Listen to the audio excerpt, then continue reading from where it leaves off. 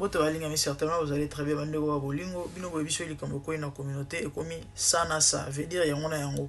Donc toi les a inda TikTok et YouTube live ndé band live ke zongi. Et tozali na dossier maman Esther ici la guidée. 2-3 jours passés na mon live mon na YouTube awa. Et mambo maman Esther yaki moto awa. Balobi ke Jaco akimi na bambongo batoma kelemba. Na okai pasi. Et courage na tonton Jaco. Fallait na rosala be mission sur ça mais et maman Sandra e ko emballé biso.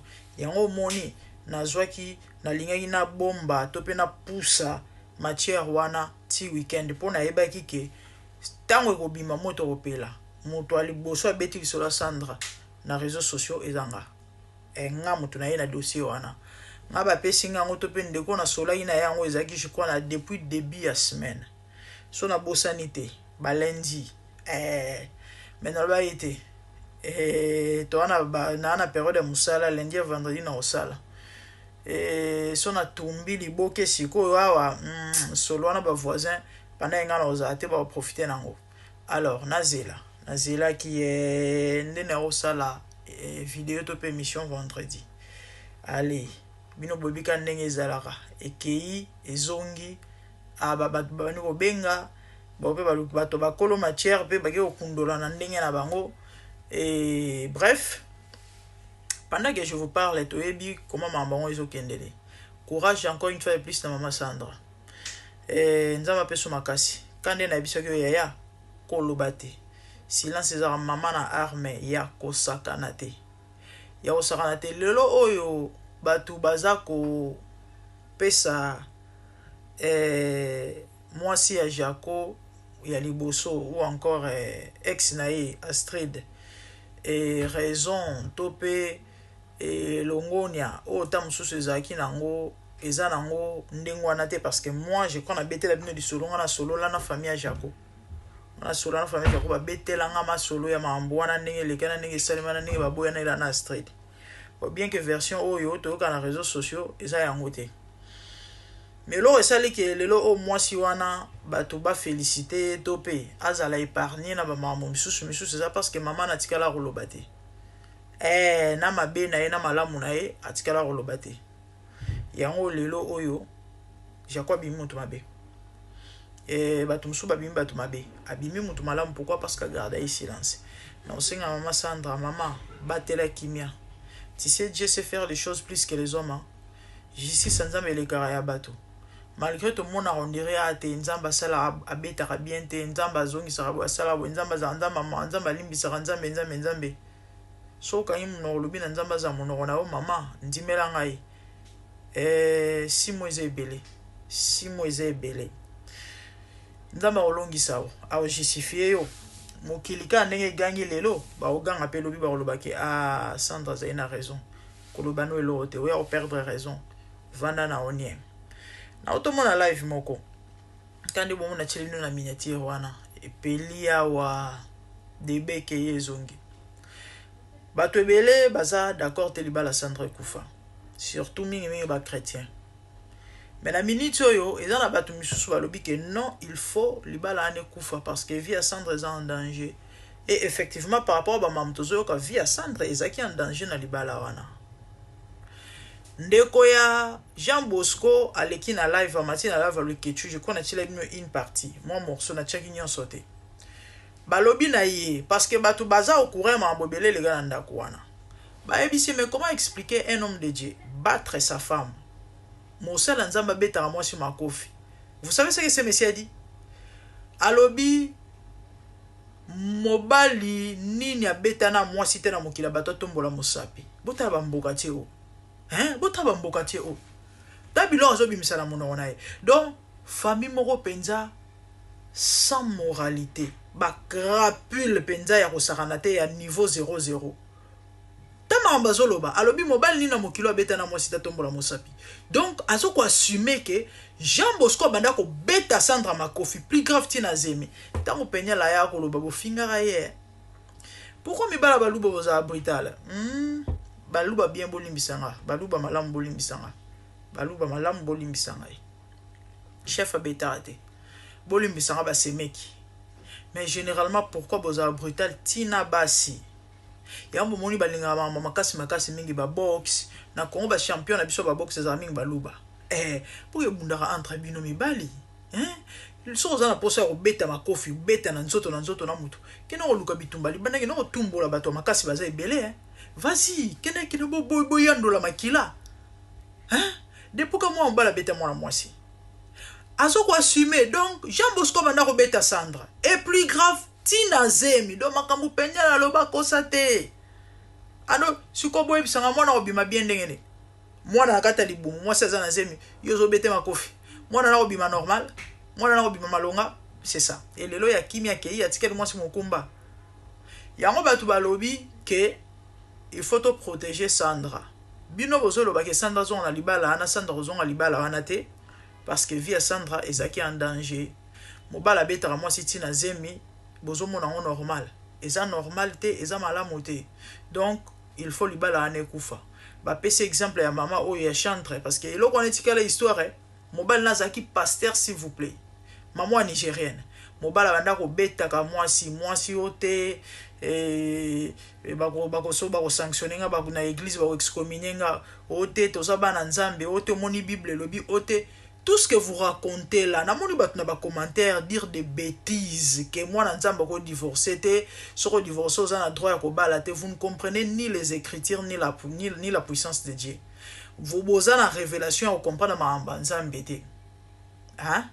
Sandra da na ndako na ye, na mobali na ye na bana na ye.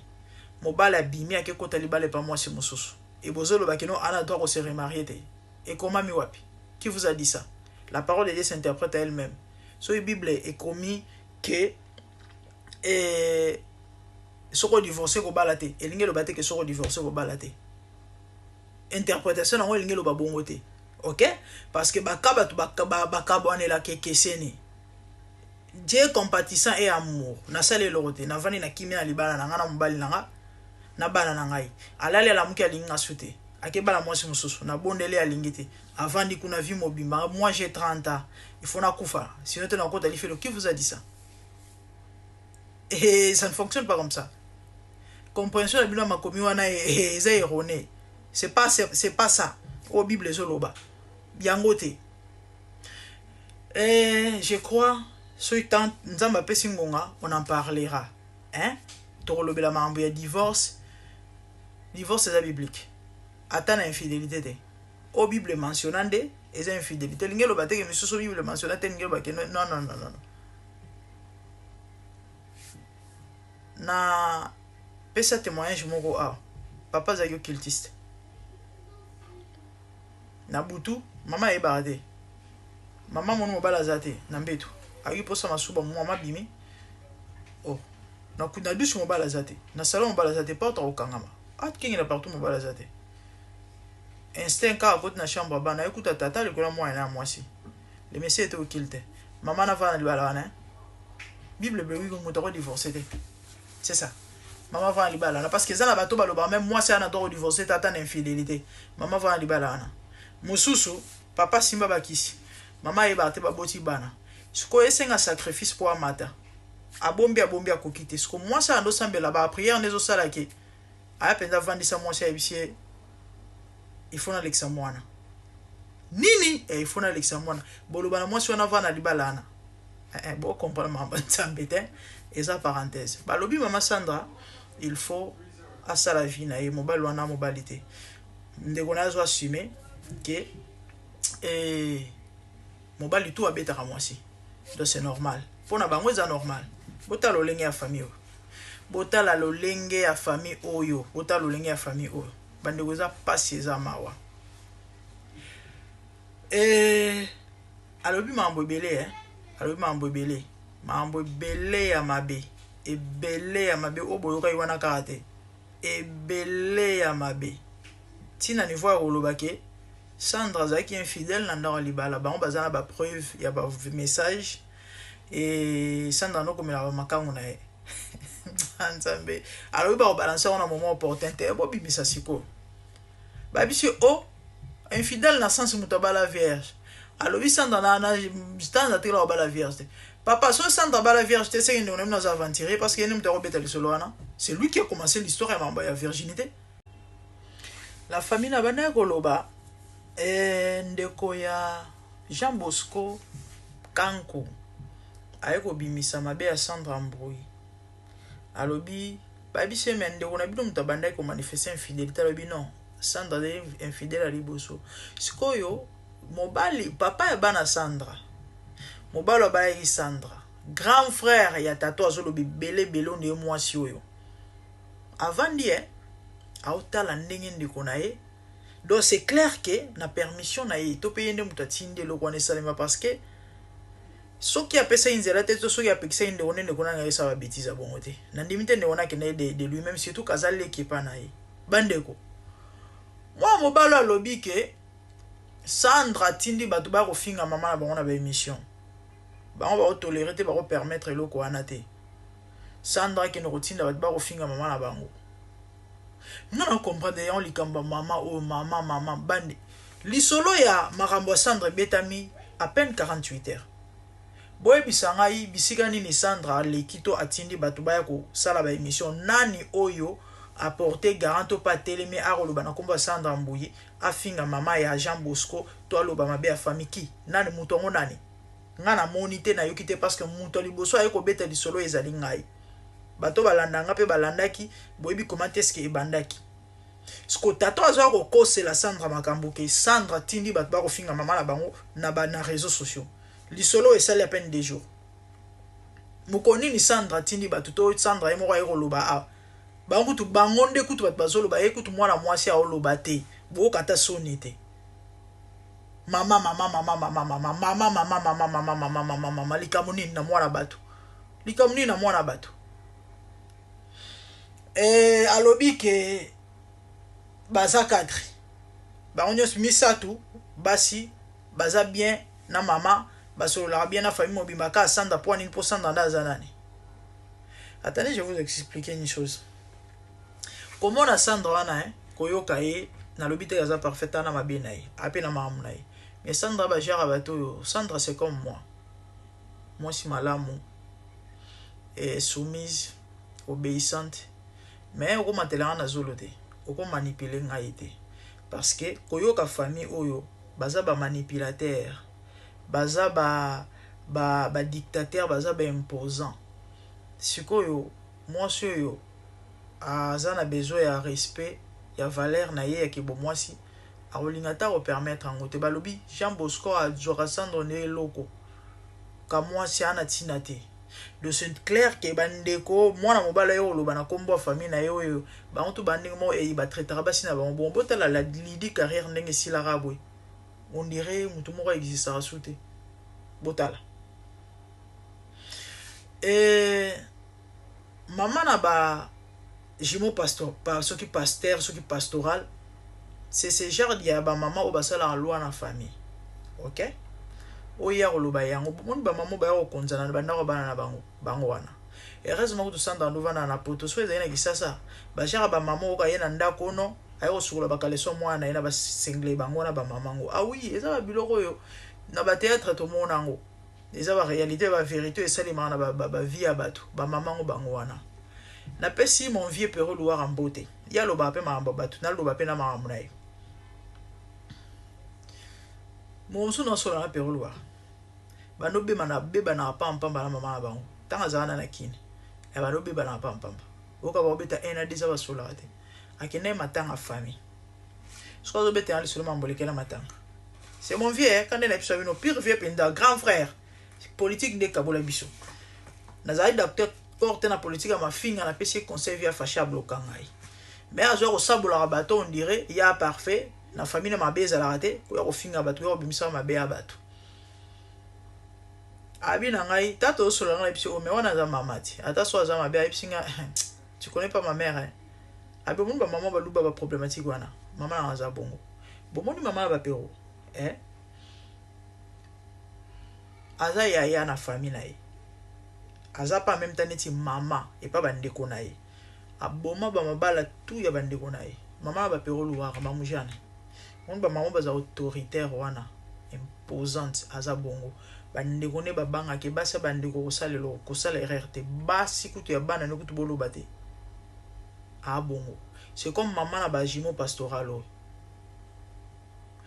Maman naza ndengwana. Siko lokola balidi ba se soumettre. Sandra boya ko se soumettre na ba mambona ya na ba pratique ya mabe wana ya bondoki ndengambu na ye yango na place bitumba ne ezobuta. Lokola za teti na moi na butu pa za teti. Parce que ba dossier ezobima na ndenge ba luka ko sacrifier dossier ba linga ba lexa Sandra na kisi ebimi na ya ko expliquer bino na ya ko lobela yango. Donc yango ba monaka ke oyo misana na biso osimba te a misana na biso yango moni Jean Bosco a préféré Tchel que mwana ndako parce que pour votre information Fatou Traoré aza sénégalaise hein deminda mo Swahili deminda mo sénégalaise a bimaka miss na soki Congo période moko nene ya bimisi ba secret d'état awa je crois na roya na vidéo mona me a relater bino moi moke de quoi il s'agit moto encadra et Shagi Saroufa tant maman Shagi azalaka nanu na kati ya masolo ya référence je crois maman pesa biso ba témoignage hein ndenge ba lesa bat ba faradora ne ba melisa bat ba masuba na kati ba maboke na bango Traoré pe Fatou mwasi ya Jean Bosco yeba bana ko tchara ba farata na ba maboke na ce que Jean Bosco moi c'est préféré yangi wana pourquoi parce que ba kisi et senga il faut moi si obozane compatible na monde wana tokoloba lokola bino bombusu Sandra lokona bino ko sakanela hein lokola vanini hein azana mama ta azana tata ta azana mdoyo ko lobela ete bomoni kende fo bo sakana na ye bo ko raconter ba n'importe quoi na kombo na biso to gobe to ndimango te luvunu misala na bino mabe ya kindoki ba ifongi basi ba pota wana ko Sandra na balite bato ba lobela ba chimo pastoral bandoki bato ba moto bato ba kisi to yoka yango to beta ba karato kipate to monaka ke non ba salir ba sala nzambe to côté là-bas na notre père le to réaliser que non to sala tata moko te votre père ndenge yeso lobana na babato wana ke c'est le diable misala ezo funda comment yo ko préférer Tchel que moi si moi nandako attention ma bezali est-ce que c'est comme ça ndebino faut gérer les makambo soit disant vous êtes des chrétiens hein depuis que ba Christ ba gérer na motindo boy bino boy na réseau sociaux ba ko vilipande mwana ya bato tina niveau ko loba geno asali ki nduma na ndako libala OK banda kala nyonso na pourquoi bobimisa ba prévu wana te to pe boloba yango te balobi Sandra ebolamba te Sandra za mwasi tazadi na obenga mama te Sandra ndumba wana ndeko Jean Bosco baza na ba preuve ba voice soki na ba message ba kobimisa ngo na moment opportun o famille ndenge nini nzambe na bomoy o famille ndenge nini o famille ndenge nini o famille ndenge nini et puis bana mibali o ba osa biloko boy mingi ezala bana basinde bato ba sotara premier o ka famille moi c'est chama kelele o ka mwana moi ça zo lo bebele mobala va nini azolo bata okipete siko bino bana mibali sonien et apa seza mawe bomoni bakanku bambui bakenda bakalambai bakombo yo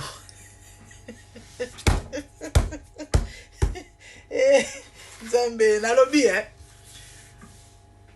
baluba toyeba bango bato akop bato diamant bobi passer babezi aza grand diamantaire tant okopa diamant ya chikapa ekomo beba basopani na mambo Nzambe balekelekele ba prophétie ba mutwachi ko balola loketo wana likolo cher wana basi bazokufa yango bako balola maketo boye seke na mbeto eza ndenge nini yango bomoni bazaka mingi scandaliser na mamutali basi pona nini mutwachi bana baso ba yare église wana ba âme faible aza ko kende ko approcher maramanzambe lokasa enkembo bona passer lokasa enkembo muto za na 3000 francs européens souffrant non zombo on a pesa batna bino pa banga il faut lokasa enkembo dollar quel genre de pasteur to pe mosala nzambe ya motindo boy c'est ça et na maramanzambe kope komo be ba motimbela ya mbo moni ba sopa na politique ce ko komba za associable ba bazwingolu ya rezo ba poster ya rezo mo ba couloir ba pistonner pe ba ndingo na bango ba master na bango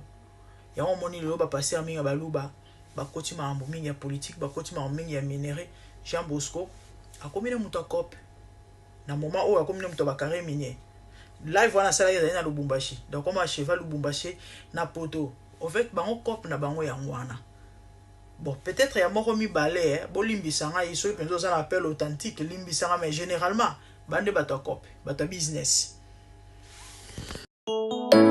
Je vis le Seigneur assis sur un trône très élevé, et les pans de sa robe remplissent les temples. Des séraphins s'étaient au-dessus de lui et criaient l'un à l'autre, disaient Saint, Saint, Saint est l'Éternel des armées. Toute la terre est pleine de sa gloire. Dans les cieux des cieux, là où vivent les rois, il y a des créatures qui l'adorent et les louent. Dans les lieux célestes, là où règne mon roi, il y a des anges qui chantent jour et nuit en sa gloire. Les 24 vieillards et les 4 êtres vivants, ensemble avec les anges, chantant son nom en air. Ils ont réussi l'ordre d'adorer les rois, car il est l'unique, le seul vrai Dieu. Seigneur, reçois favorablement les paroles de ma bouche, car les portes furent ébranlées dans leur fondement par la voix qui retentissait, et la maison s'était remplie de fumée. Glorifie-toi. Dans les cieux, sur la terre, même sous la terre, toute langue confesse que Jésus est Seigneur, car il est élevé au-dessus de toutes choses, et son nom est au-dessus de tout nom. Jésus, je m'avance devant toi, oh mon Dieu, mon roi, unissant ma voix avec ceux des anges, en jetant nos courants et des coups pleins de parfums odoriférants, nous rendons gloire.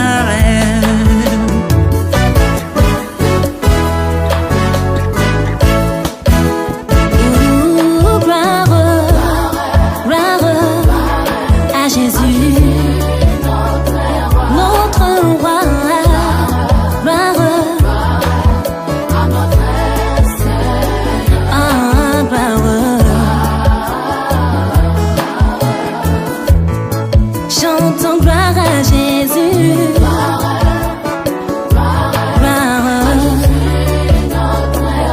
Notre Seigneur, gloire, plus haut des cieux.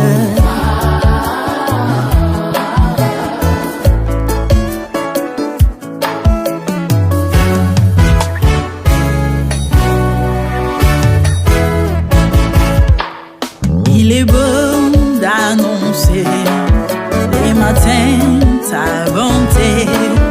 Voici mon sacrifice, la louange de ma bouche, les fruits de mes lèvres qui confessent ton nom en poussant des cris, car tes œuvres sont grandes. Bienvenue jour dans ta face, que 1000 ailleurs, car tu es mon soleil, mon bouclier, ma tour forte. Tu me donnes la force du bif, tu m'arroses d'une huile fraîche. On ne se plaît à contempler mes ennemis grâce à toi.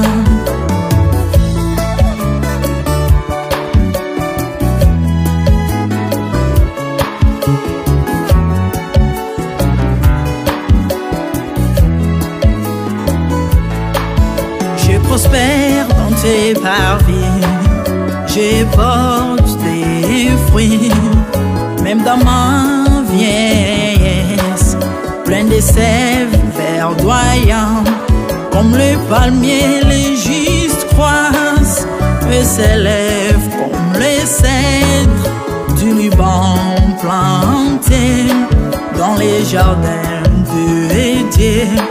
Dieu de vengeance s'élève pour venger mes ennemis.